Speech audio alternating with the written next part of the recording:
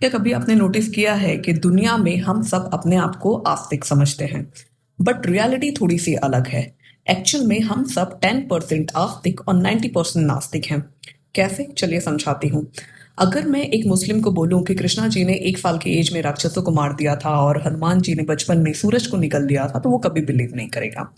Same चीज अगर मैं एक हिंदू को बोलूं कि जीसस 3 दिन के बाद वापस जिंदा हो गए थे और उस दिन लोग ईस्टर मनाते हैं, तो भी वो कभी बिलीव नहीं करेगा।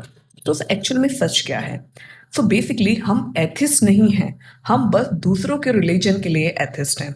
इसे साइकोलॉजी से समझते हैं। तो साइकोलॉजी में इसे कहते हैं फेमिलिटी biasness.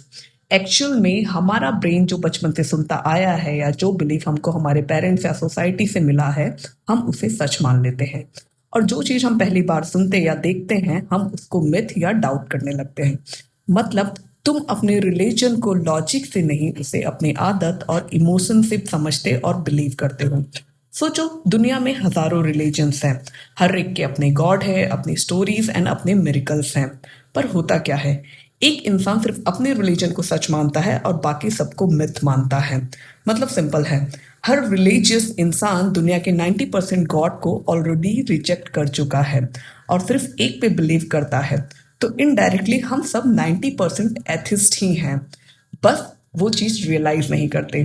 So basically people don't reject all gods, they reject other gods. And important thing कि ह्यूमन फेथ लॉजिकल नहीं होता है, वो इमोशंस एंड कंडीशनिंग पे चलता है। और यहाँ मैं किसी के फेथ को चैलेंज नहीं कर रही हूँ, मैं सिर्फ एक सवाल पूछ रही हूँ कि जो सवाल तुम दूसरों के रिलीजन्स पे उठाते हो, क्या कभी वही सवाल तुमने अपने रिलीजन, अपने बिलीफ पे उठाया है?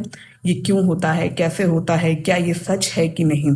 और अगर नहीं, तो शायद तुम फेथ को समझ नहीं रहे हो, सिर्फ उसे ब्लाइंडली फॉलो कर रहे हो। And if you like this reel, then follow me for more.